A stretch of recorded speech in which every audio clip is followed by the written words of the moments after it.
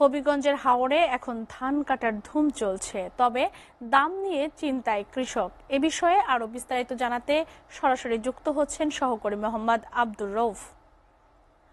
রৌফ, তীব্র তাপদাহে ধান কাটায় কি ধরনের সমস্যার মুখোমুখি হচ্ছেন চাষিরা, আমাদের জানাবেন।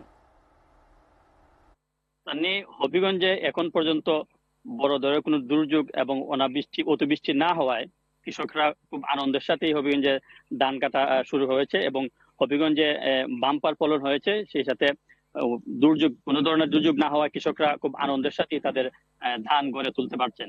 এখন পর্যন্ত হবিগঞ্জে প্রায় 70 ভাগ ধান কাটা হয়েছে বলে জানিয়েছেন কৃষি বিভাগ। তবে এই আবহাওয়া অফিসের তথ্য অনুযায়ী গতকাল হবিগঞ্জে বৃষ্টি হওয়ায় কৃষকরা কিছুটা শঙ্কিত হয়ে পড়েছেন। তারা মনে করছেন যে যদি অতিবৃষ্টি হয় এবং বৃষ্টির সাথে যদি শিলাবৃষ্টি হয় তাহলে হাওর এলাকার যে জমিগুলো রয়েছে সেগুলোতে ব্যাপক ক্ষতি হতে পারে। তো এখানে কৃষকরা আরেকটি বিষয় বলছেন যে তারা ধানের যে ন্যায্য মূল্য, তারা সেই ন্যায্য মূল্য ধানের ন্যায্য মূল্য পাচ্ছেন না। সেই কারণে তারা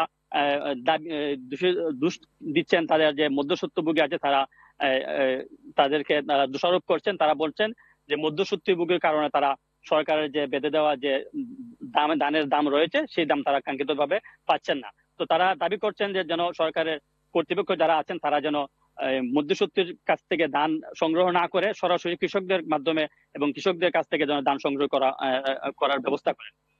ধন্যবাদ।